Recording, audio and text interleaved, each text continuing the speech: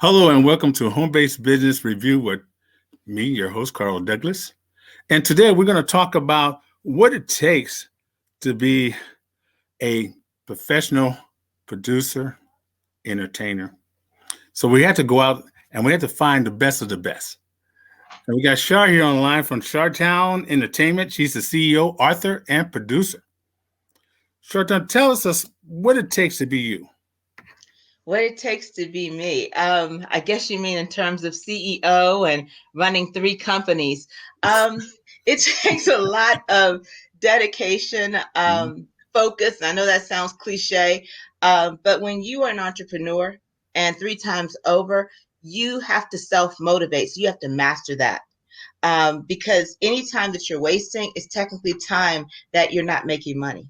That's correct. And so the goal is to be generating money mindlessly and have multiple streams of income or things that have perpetual income. Like I've authored a book. So there's perpetual income coming in while I'm sleeping. So it's wonderful to wake up, to an email from my marketing team. We sold this many books. So Yeah. that's a good feeling. So that lets me rest a little bit easier. And just knowing that, deals are happening while you're asleep. So when you negotiate a great deal and commercial deals and things of that nature, know that you're making money even when you're resting. So that's a relaxing place to be. But I would say, I guess most people ask me how I got started in the entertainment industry. I have an entertainment and sports management company for the past 26 years. And I have the most precarious story because I was a professional engineer at first. And so it was divine intervention, an epiphany of sorts, if you will. And I just had this thing that, I felt like God was telling me, I'm about to reposition you into entertainment. Now, the reason it was a horrible epiphany is because I don't know anything about entertainment at the time. I don't know any entertainers. So it makes zero sense. It's almost like I'm working over here doing as a school teacher, and God says, I'm about to make you a rocket scientist. That's how far apart the worlds were. So, Wow. because I was designing collapsible water tanks and collapsible fuel tanks for the troops. And it was $8 to $10 million contracts and underlying pipelines. I'm designing that. And then God gives me the epiphany that he's about to move me into the entertainment world. And that's where I'm going to thrive. And so, but I've been through so many things personally that I felt ready to trust God against all odds. And so I totally stretched out on faith, not sure which direction to go in. And so that's what my book, Just One Thing, is about. It talks about how one moment, one chance meeting, one unexpected occurrence can change your life forever. And so that's kind of my testimony.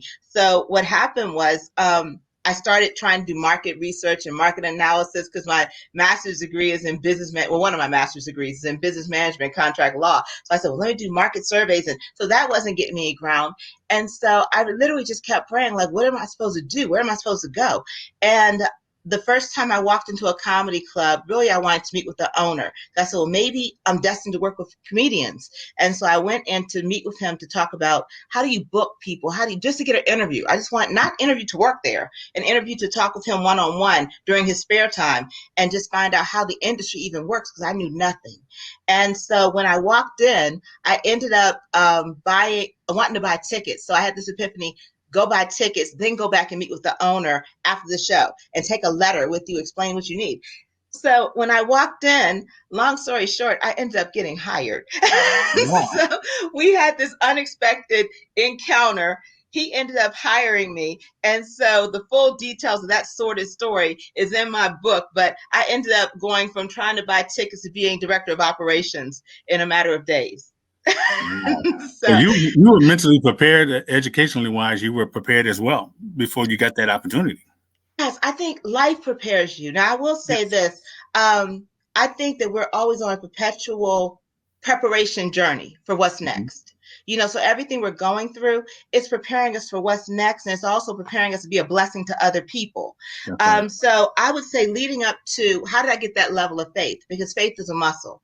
And no, you shouldn't leave your 6-figure engineering job if you were me and decide you're going to go into the entertainment world like I did. But a level of faith had been built up over a series of probably about a year, 6 months to a year. Well, my whole life, but a lot happened in that year prior to me walking into that comedy club and stretching out on faith and being prepared for destiny. I went into a women's executive leadership program for my government job.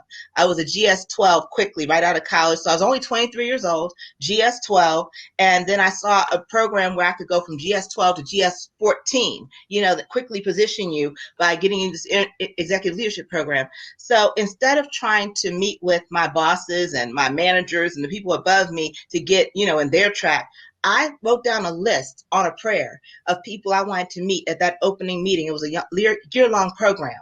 And I wrote down Colin Powell. I wrote down Bob Johnson. I wrote down Oprah Winfrey. I wrote down Thurgood Marshall Jr. I wrote down a whole bunch of people. And I was just naming people that came to mind. And so one young lady was sitting beside me and she said, "What are you writing down?" And I said, "These are people I'm going to meet this year during this executive leadership program." And she said, "Well, I just met you, but I believe you." She said, "I don't know how though, because those are all famous people." I said, "I know, I'm going to pray about it." And so inadvertently, when I started the leadership program, and I think this is a decent story, when I started the leadership program, they give you a 6-inch binder of possibilities, for detail assignments. We're already professionals, detail assignments to work with other agencies to hone your skills, to get you up on a level you've never dreamed of and be in a position you've never been in. But it's thousands of opportunities and a 6-inch binder. So I'm like, how in the world would I find the ideal job for me in this binder? So maybe because I was 23 and silly, I was like, I'm going to throw this book up in the air. And I was like, whichever page I catch, that's going to be my position. I was like, snatch. So the page I snatched was Department of Justice. And so it was prisoner operations. And so I didn't know anything about that either. So I sent them my little resume and they responded immediately, which I thought was too good to be true. And they wanted a meeting the next day. So when I walked in, the lady who came in was this beautiful blonde woman, beautiful haircut, amazing suit. Her office was overlooking downtown DC. I mean, it was like beautiful furniture, nothing like a government agency I'd ever seen. And so she explained she was the SES 6, the highest ranking official in the government. And so she started talking, but at some point I thought she wasn't talking to me because it felt like I walked into a conversation that was already happening, but it was only two of us in the room. So she said, "I have $20 million to appropriate. I need a proposal from you to tell me how to combat the spread of tuberculosis among U.S. Marshals across my courthouse districts." I was like, well, who's she talking to? I don't know what tuberculosis is. I don't know what to do with her $20 million. I don't know anything about U.S. Marshals. But so she said, "I know you're going to say yes because working for me is going to change your life." And so I went home, prayed about it, talked to my parents. And so they said, well, sometimes God brings you to something because he's about to elevate you. Say yes and pray later. And so that became really my mantra for, being in the entertainment industry, walking on faith. Say yes to the opportunity when it comes because it's not an accident, and pray later. So I said yes, and I ended up getting the $20 million for her agency. I worked directly with OMB and with a presidential appointee, Gonzalez, who was in Bush's cabinet. This is way back in the 90s. And I got the $20 million on how to renovate those courthouse facilities and combat the spread of tuberculosis. And they used that to solve the problem nationwide. And so at 23 years old, I did the unthinkable. But while I was there, she handed me a blue book. It was only a 3-month assignment. So I got a lot of time. And so she handed me a blue book. I thought the blue book looked like the yellow pages to me, except the pages were blue. So she said, "You're going to need this to get your, your other detail assignments or your shadowing assignments, find mentors." So I started looking in there one day when I had a little break and I saw Thurgood Marshall Jr. I was like, he's on my list. And so I said, and then I saw Colin Powell and I saw Ron Brown, Secretary of State back then. And so I said, well, let me write down these numbers and I'm going to find out, how to reach them. I thought that's what I was doing.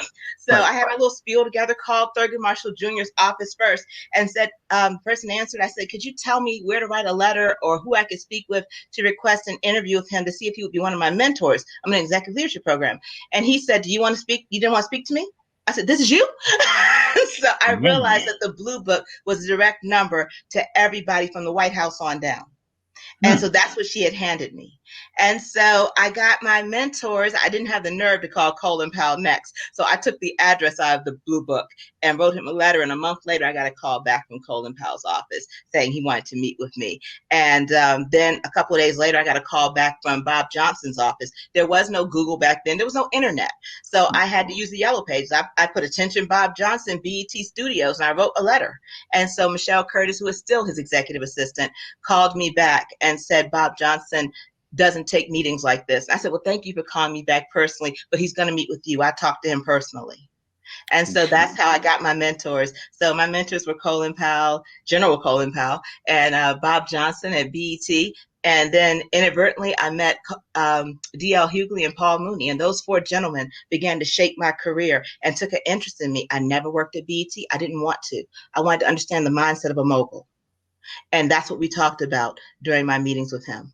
I wanted to understand how the inner workings of the government and how programs were set, especially for children who need to have dreams built and given vision, especially underprivileged and disenfranchised children.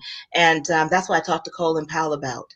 And I wanted to know more about how to, implement those programs when I got old enough or wise enough or even had the resources to do it on my own. And so those are the cornerstones that were built. And D.L. Hughley planted the seed. He said, you need to have a business of your own because you're going to kill this game. And so I believed him. And so here we are 26 years later. Beautiful, beautiful. Well, my wife was right to get to interview you. Thank you very much. I know there's a lot of young ladies and young gentlemen that are listening to this and say, if she can do it, I can do it. You definitely can. But let me say this. I didn't, in my story, you never heard me say, I was looking at so-and-so and thought I would shoot for that. There is no other Charmel McMillan, and there is no other you. You hasn't happened yet. You are the blueprint for everything that happens in your life. Everything you're aspiring to do, make yourself the blueprint and know it hasn't happened yet the way you're going to do it. My story is not going to be like your story, but I know people have written me letters from all over the world talking about just one thing and how it made them rethink their own steps. Hopefully it made them rethink their level of faith and the level of fortitude to stick to whatever they're dreaming about and whatever they feel in their heart. And more importantly, I believe purpose is what people mindlessly respond to about you. They see your purpose sometimes long before you do. That's how innate it is. It shines when you walk into the room, that special gift. And then eventually you catch on. And that's when destiny happens, when the unexpected meets the inevitable. Beautiful, beautiful. A lot of people need to understand who they are.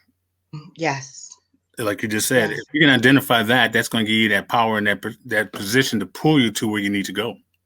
It does. I mean, and I think what really happens, people say it's hard because you mentioned hard, how hard it wasn't hard. Because I'm built for this. This is what I was born to do. And so this has been the fastest, easiest 26 years of my life. And I know that's not what people want to hear about the entertainment and sports industry, but I've never looked for a job. I've never looked for a client. They've come to me, like doors have opened. Because what I believe when you're in line with the universe, God, and everything you were created to be, the doors open up. The universe is just waiting for you to align with that energy for you to fulfill the thing you were put here to do.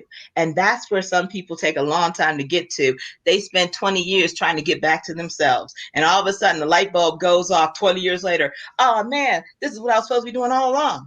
It was there all the time. Wow. Wow. This is a good time to let my wife into the studio here. Okay. And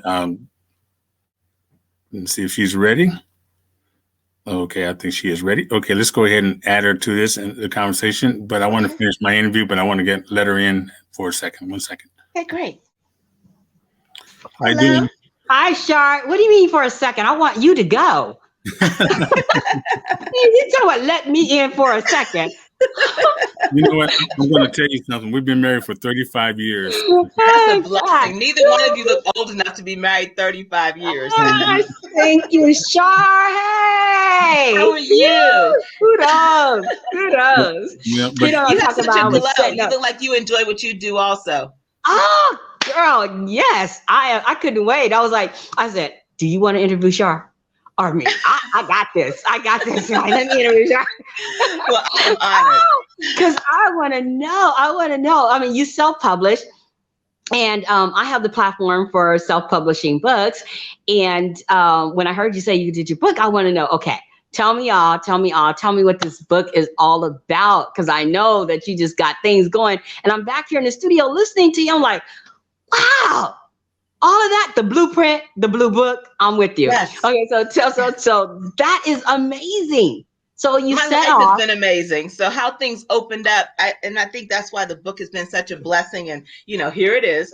But this is why Yes. it's been such a blessing for people. I don't know if you can Put see it it. It's hard for me to put it figure in out front the of your face. lighting. There you go. There There it you is. go. Yes, yes, yes. Ah, Yes. goodness. So, Ah, but it's been such a blessing because I feel like the book has sold itself. And I believe when you're in line with what people ask me for a book for 25 years. Like, when is your book coming out? I was like, I'm not writing a book. I mean, yes, I didn't yes, see it yes. coming.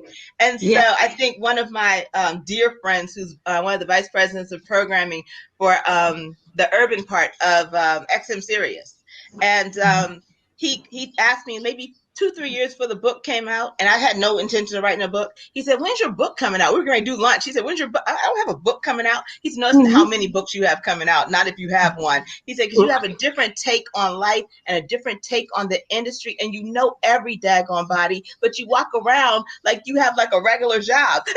Yes, yes, So, yes. So, I mean, hearing about you, what do you actually do for the entertainment world?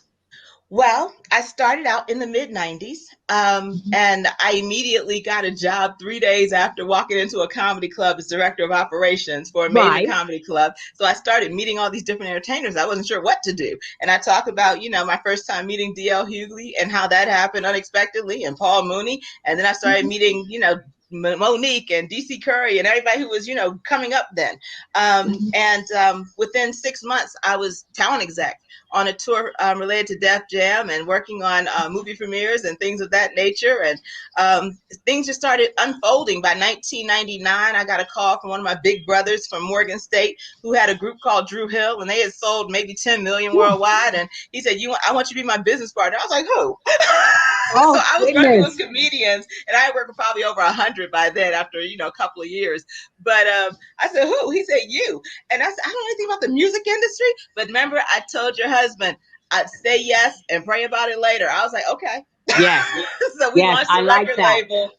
I like that. It changed my life forever. And, Wow. that's what opened up the music industry. And I realized how uninformed people are when it comes to entertainment and the music business. So it really did change my life forever working there with him.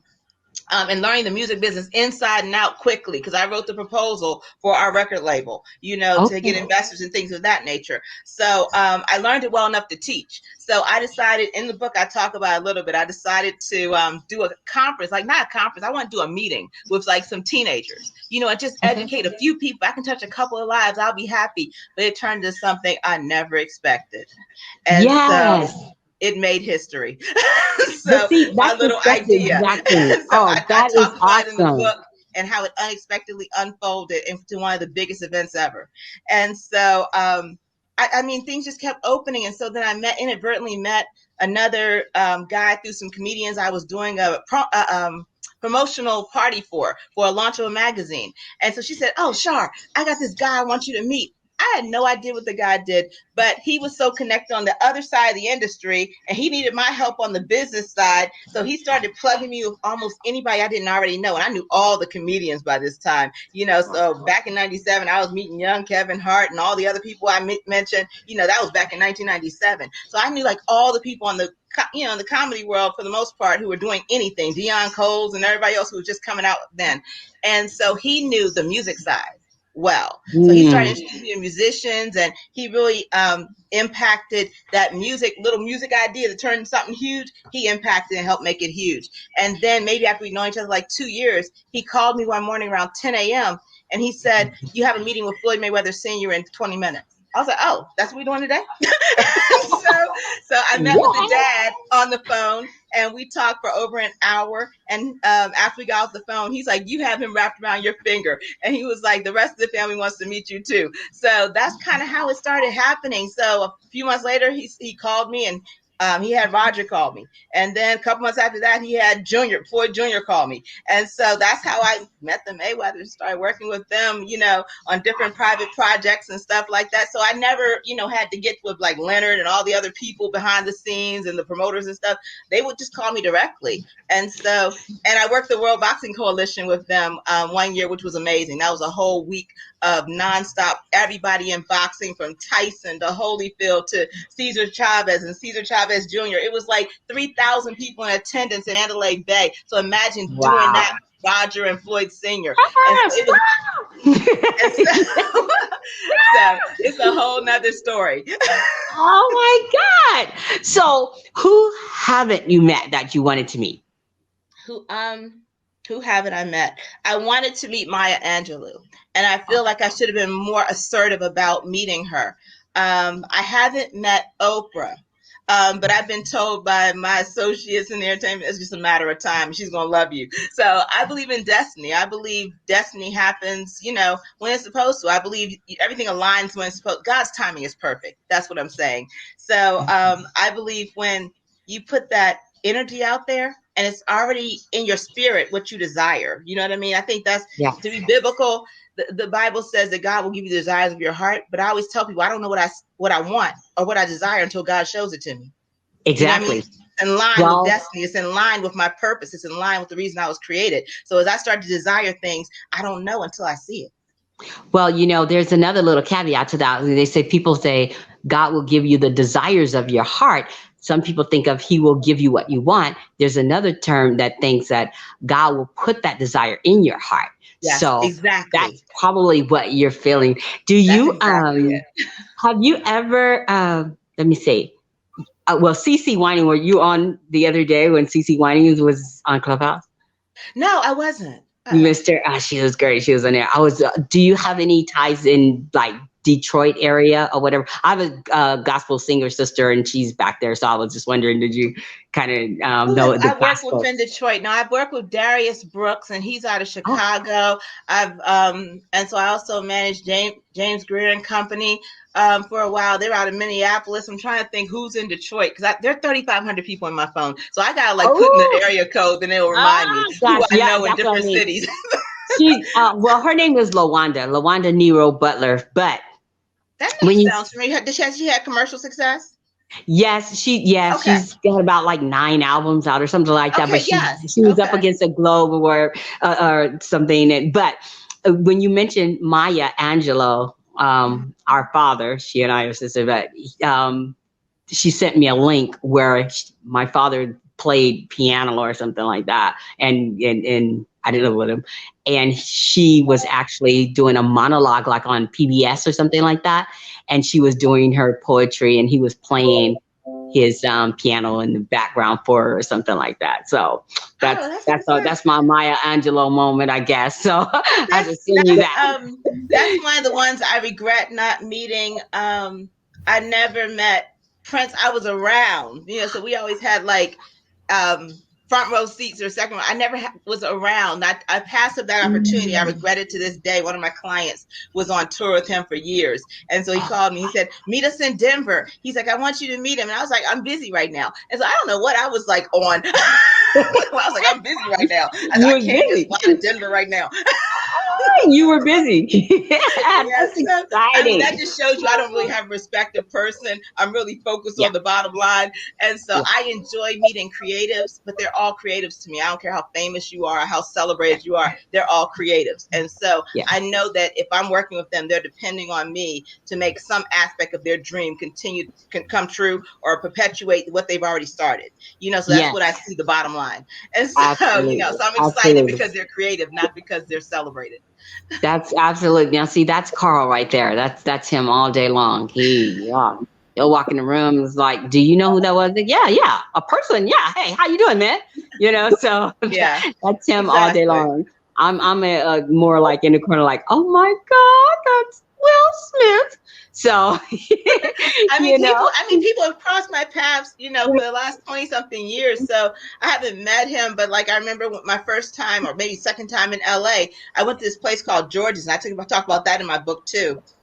And, I'm sitting there outside at one of the patio tables and Will Smith literally walks right by me, followed by Johnny Cochran. I'm like, because it was like the hot spot in LA back then. I think it was owned by silent partners were Norm Nixon and I forget who else, but it was like the hot spot back in the 90s. It was called Georgia on, I think it was on Melrose or something. But yeah, everybody who was anybody, I met Denzel there. He came in with his wife and they sat like right at the next table. And so, yeah, it was always the hot spot.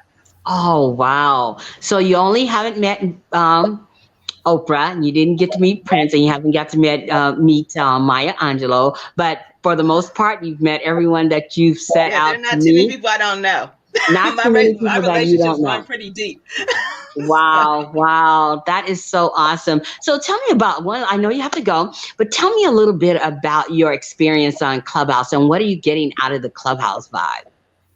You know, I was anti-app, adding another app to my phone. So I put it on my burner phone. That's how uncommitted I was to Clubhouse. I was like, I'm not putting my main phone. And my main phone is really an Android also. So I put it on my burner phone, which is a little iPhone. Yes. And so I was disenfranchised and unimpressed when I first got on because I was like, what are we doing here? You know, so I mean, for me, time is money. So if I'm sitting there, I was like, it has to mean something. I don't care if it's family, friends, your conversation needs to mean something.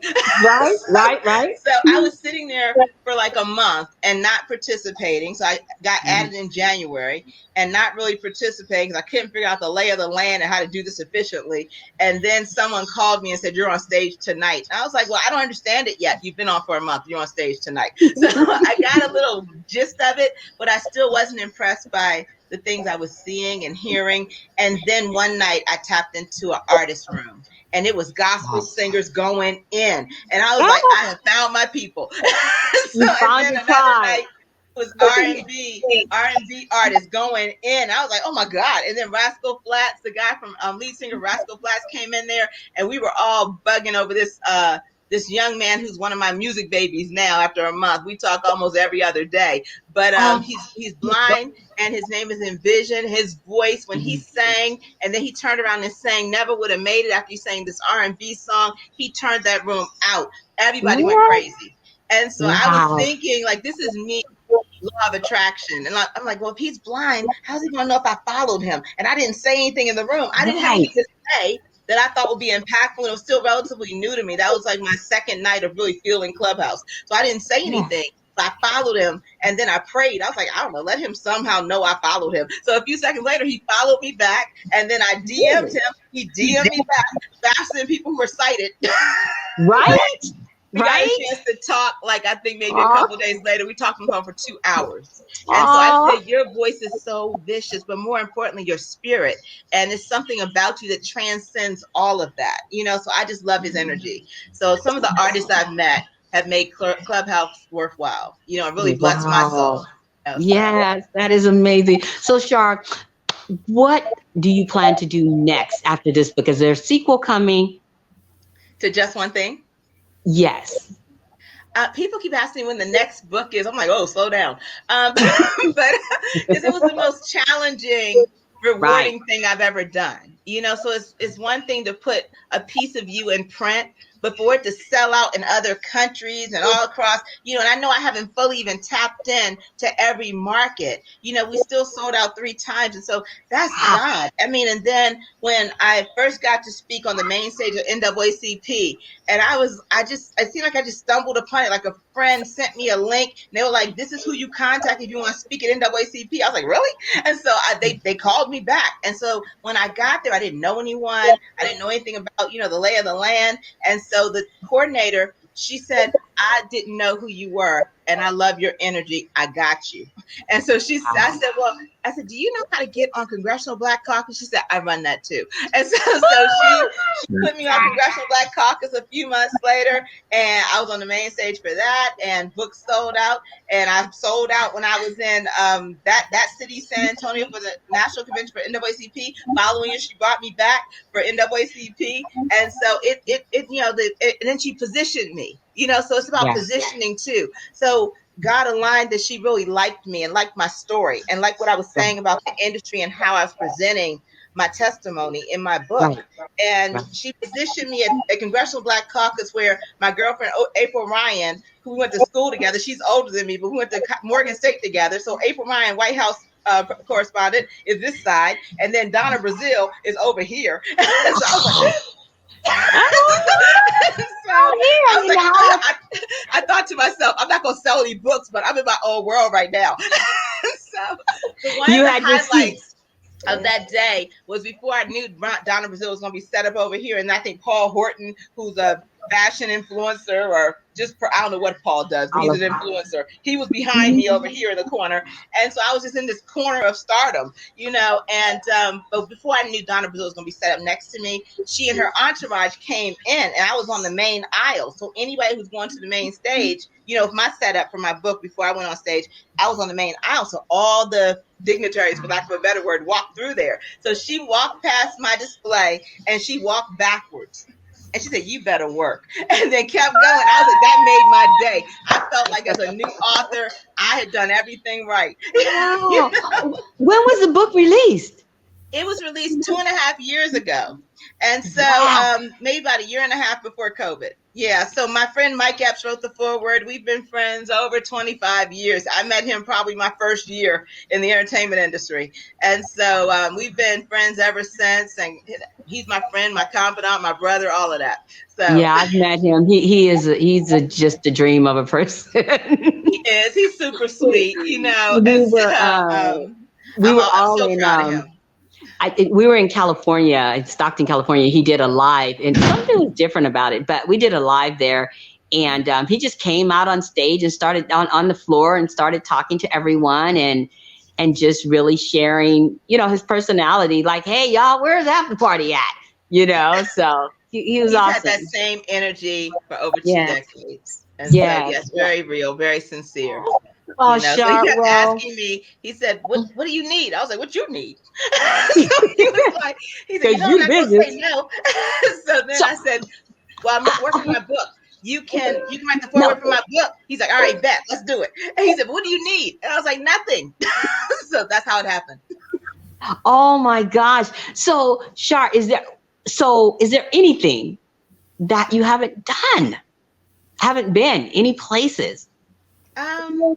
You know, I've been really blessed because I write things down. I just believe, make it plain, not for God, but for yourself. You know, it begins to speak in your life. And so I remember writing down Japan, and I remember writing down Italy, and I wrote down Spain. So I have not been to Spain yet. But as God would have it, one day I was just on Facebook, and there was a girl I knew through friends. You know, my real life friends knew her. And so we were just chatting one morning. I don't know how we started chatting, you know, going back and forth in Messenger. And so I said, where are you located? Thinking she was going to say LA or something because she was up at a weird time. And she said, Japan. I was like, oh, man, I've always wanted to go to Japan. Well, come on. I was like, come on what? She said, come on to Japan. She said, I have a beautiful palatial home here. She said, you're more than welcome to stay. I'll show you around all over the islands. And she said, let's do it. And so I was like, oh, okay. So we started like talking on the phone and coordinating, and I got my ticket to go to Japan, stayed 2.5 weeks. Her home was gorgeous. And I mean, it was just beautiful. And I said, I thought it would be small. She said, this is American housing. So it was beautiful and palatial. And I mean, that was a dream vacation. And then one of my other girlfriends I went to Morgan with maybe 2 years ago, right? About a year before COVID. She, every time she's traveled the world as a civil engineer, because we were both engineers back then. And so she'll always invite me wherever she is. She said, I'm in Germany, girl, come hang out with me. That's not on the list. So then she said, I'm in Kosovo. I was like, wait a minute, I wasn't good in geography. Let me Google that. Russia? No. Okay. She called me and said, I'm in Italy. I was like, I am getting a ticket right now. And she had a beautiful home on the countryside in Italy. And it was just amazing. I stayed there almost 2.5, 3 weeks too, and went to 11 cities. And it was, I mean, I've had my dream vacations. All I do is get a plane ticket. So that's God. Yeah, so. That is amazing. You seem like you've had a wonderful whirlwind of a life. I'm so grateful to have you and have you to have just joined in and agreed to this interview. I thank you. I'm humbled by your presence. I'm honored that you wanted to talk to me. I'm still honored when people want to hear about my story or ask me, because it feels regular to me. But I think when you're doing you, it should feel regular. Yeah, it does. So you're going to send me a book autograph? Sure. Me. Do you understand? Me. Not text him. Text me your information. You know I will. You know I will. I'm so grateful. We You ran over have your not time. because you asked not. That's right. That's right. And it's Char, I've been wanting to do this with my son. My husband does his portion of home based and entertainment and entrepreneurs, and I focus on the authors. But I have a son that's in entertainment. I've been wanting him to do this for entertainment, but it seems like he's in his little niche and like I got to do this in my way. I'm like, how are you going to make it if you can't do people? And he loves people, but he thinks that he has to do it his way. So if you had anything to say to him, business wise, he's great with music and he's an adorable person. But what kind of advice would you give him to launch himself, to ingratiate himself? And I think it has to be. People say openly entertainment, like it's an umbrella. And so, what is he trying to do? I think he does rap, but I think his love and his passion, to produce and do music. I don't even know all the terminologies, but very careful, very, very careful of the industry. And so, yeah, I know he's going to be looking at this interview. So his name is Brandon. Well, he goes by Clip the damn gorilla or something. So, gotta have a cool name.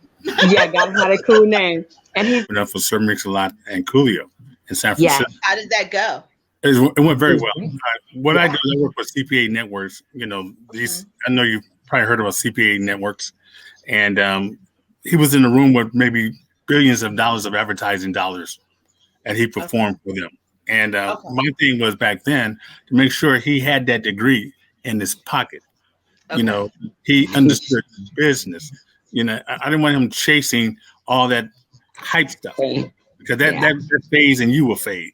Okay, but it does. But he's very intelligent. He's a rapper with a degree, and everything he did, I made sure that he did not use certain words in his songs. And I'll send you some information on so you can hear some of his songs.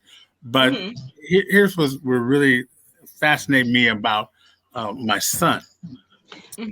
Hurry up, because Char has to go. Yeah, this is going to take about 1 minute.